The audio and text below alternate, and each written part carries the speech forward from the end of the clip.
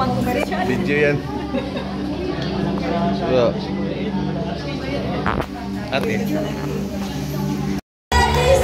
Are you ready to be covered by His glory? Church, let's make heaven crowded!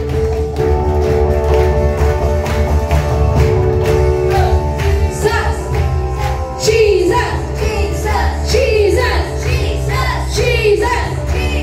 Jesus! Jesus! Jesus! Jesus! Jesus! Jesus!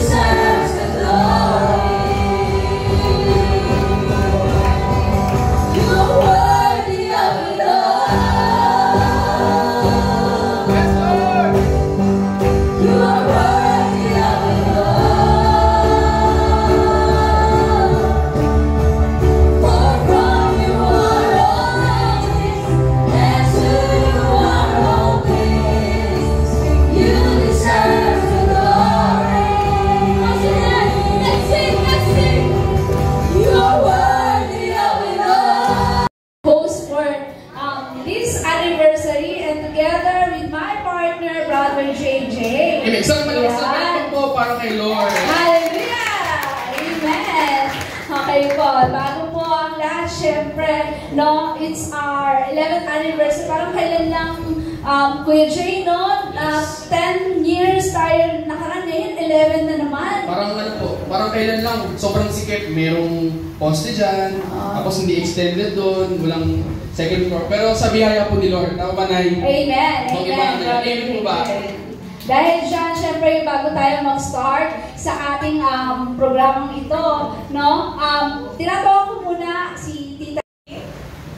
From him, the whole body, joined and held together by every supporting ligament, grows and builds itself up in love as each part that's important. So, from day one, na nag-start po ang victory in Christ. Up to now, at this very moment, na nakatayo tayo dyan, ano po, ay nandoon yung great love ng Lord. Kung wala po yung love, hindi po magiging kumpleto. Body of Christ, kung wala po yung love ng Panginoon, hindi po mabubuo po itong ating iglesia ito. Wala po tayong sineselebrate. But the love of Jesus at ang bawat isa sa atin. Katulad po ng message kanina, ano po, na nabanggit ko, ang dami na po mga leader na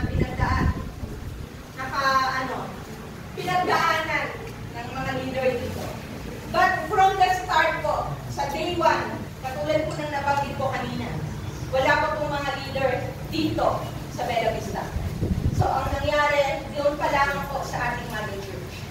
So, but now, ano po, 11th year na. So, kung 11 na, 54 na ako ngayon, ilang taon ako na? Absent ako na nito. So, ilang taon na, si Pastor, ano siya sa salamatan ang lahat po ng mga leader po, mula sa ating chairman hanggang sa pinaka, ano po, nangangalaga ng ating iglesia. Salamat po sa inyong suporta. Salamat po dahil nandoon yung pagkakaisa, katulad ng nabanggit po dito sa Ephesians 4:16. Kung wala po yung love, hindi po magiging kumpleto yung isang body of Christ na katulad nito. Kung wala po yung pag-ibig ng Panginoon, ay wala rin tayo ngayon. Dahil lamang sa pag-ibig, sa pagmamahal. So kapatid, ano po, mga Bella Vista, ay tayo po ay patuloy na magkaisa, sumuporta sa pangitay ng ating pong pastor, sa vision ng ating Panginoon. Ano po, ay i-enjoy po natin itong araw na to. At nakita natin kanina yung mensahe po ng ating inawit kung paano let's make heavens crowded. So, malaki pong hamon ito para sa atin. Awitan pa lang po yun, nag-challenge na tayo. Paano pa po ngayon, nakikinig tayo ng mensahe ng Panginoon. Amen po. So, enjoy lang po natin ito.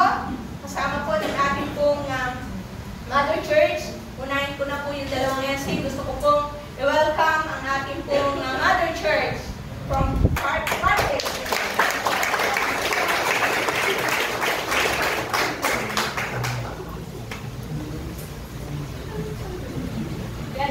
Makiiwalis mo mamaya baka may slide si Pastor sa Ayan.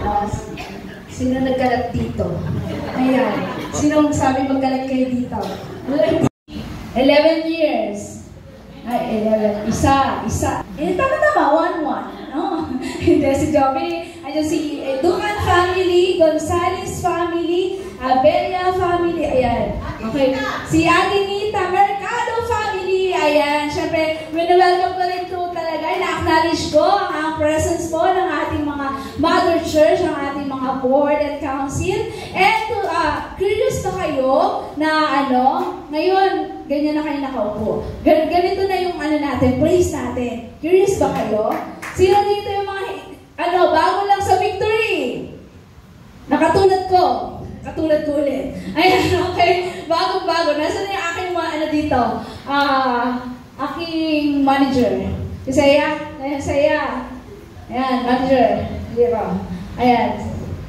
Pero ayaw ko lang. Or kunin nyo na isang laptop. Siyempre, curious yung iba na hindi umabot na 11. Ito na po talaga yung...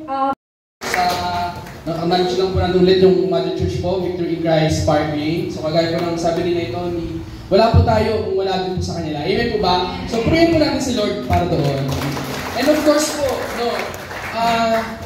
syempre po, hindi mo mawawala. Karoon ng Bella Vista din po. Of course, merong nag-initiate po niyan. Amen. Isip po niyan. Amen po ba? Of course, si Lord po yung nagbibigay sa kanya ng wisdom and knowledge. Amen po. And I believe, love na love niyo po yung tao na to. Amen po ba?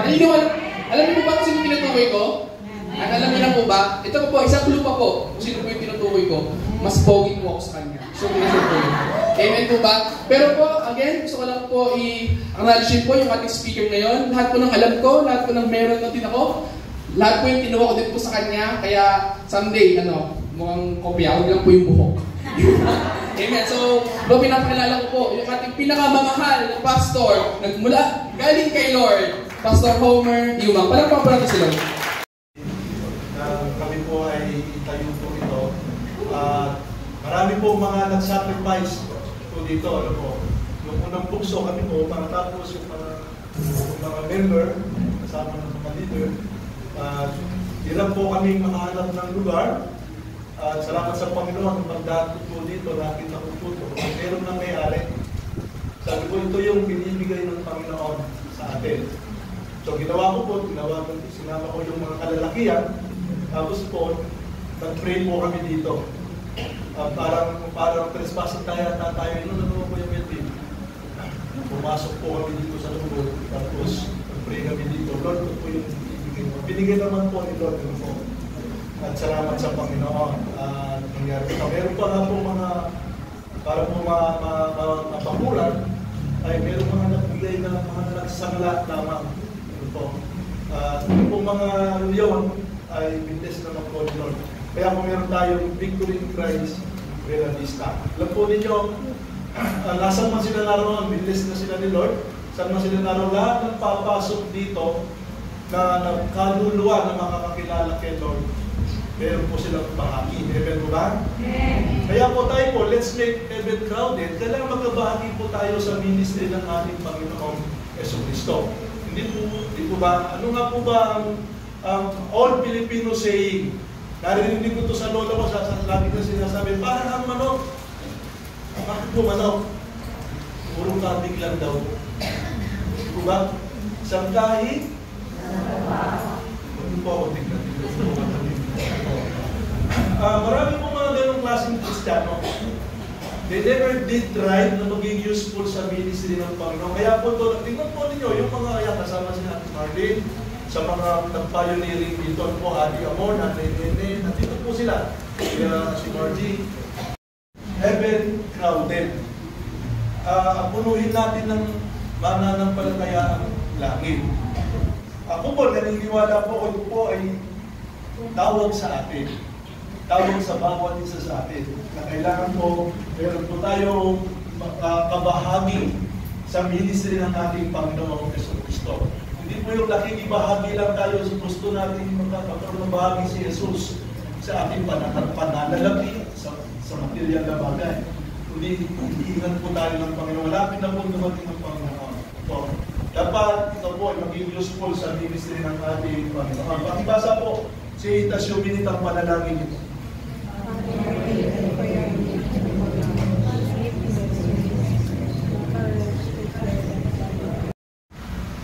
Yung ginawa natin paglilingkod na i-contribute natin sa ministry ni Jesus. Ikaw kapatid, ano na? Ano ang maiiwan diyan? Remember po, biblically, yung mga nasa impyerno, kaya wala silang karapatang magreklamo, nandun na sila kasi nandun, nakatatak sa kanila yung mga pinagganduan nila at bakit sila nandun. Yung nandun naman sa paraiso, nakatatak din sa kanila. Bakit nandun sila? It is because nakapag-contribute sila, nakapagdala sila ng kaluluwa kay Jesus. Amen? Ako marami na yata nag-iisip. Ano na kaya? Ano na kaya? Ano na kaya? Ano po? Tuloy po na? Doon po, di ba sabi po sa Revelation, mga uhod na kumakain ng laman, may laman ka. Ba, nararamdaman mo na hindi sila namamatay. O, nakakalungkot yan. Alam po ninyo, dito the Bible, nandito ba meron doon? Sige po. For it is capable truths about hell. Number one, it is a place of torment. Andiyan po yung ating po reference. Luke chapter 16 verse 23. Yun po yung taong mayaman. It is a place of torment. Yan po natin. Sa langit, ang pangako ng Panginoon, maraming mansyon dyan, maganda, ginto ang lalakaran mo. Sa impyerno, ang kasama mo, unstoppable nga na lingkod po ng Panginoon. Amen po. Ayan po ang aming handog sa inyo. Isang plaque for 11th year anniversary po. Siyempre po, ayan. Ay may konting handog din po from ministry. Ayan, si Kuya JJ ang mag-ano.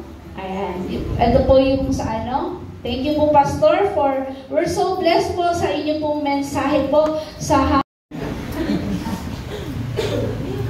Yan, so sa worship team po, gusto lang po namin i-appreciate si Papa at saka si Mama. No long message na. Love you both. pag-pray po kayo. Ibibigay natin, hindi basta-basta. Amen po ba? Kapag importante sa atin ang isang tao, hindi bastang regalo ang ating ibibigay. Amen po ba? Kung importante po ang Panginoon po sa buhay po natin, amen, tayo po ay nakakapagbigay over po doon sa expectation po. Amen po? Ang nais po ng Panginoon, sabi nga po sa kanyang salita, ay ang nais niya ay ang mga nagbibigay ng merong kagalakan sa puso. Tuwing po tayo magbibigay, magalak po tayo, ma-excite tayo dahil something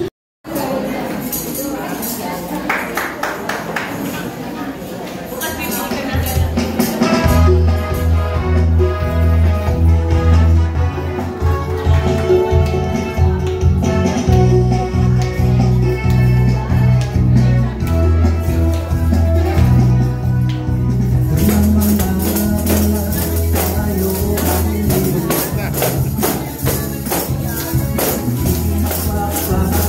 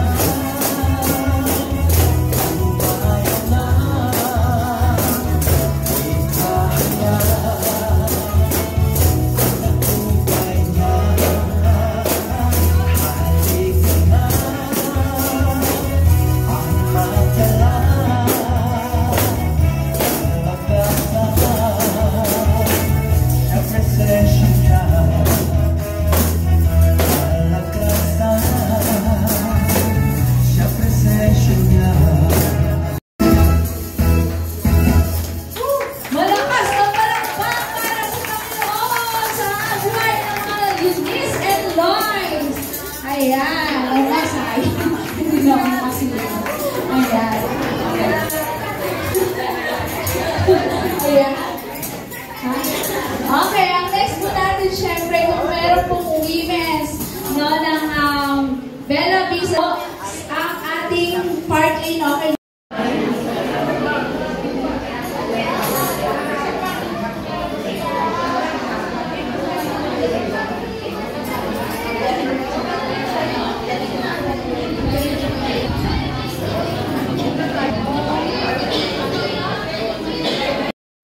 Palakpakan po natin ang managers!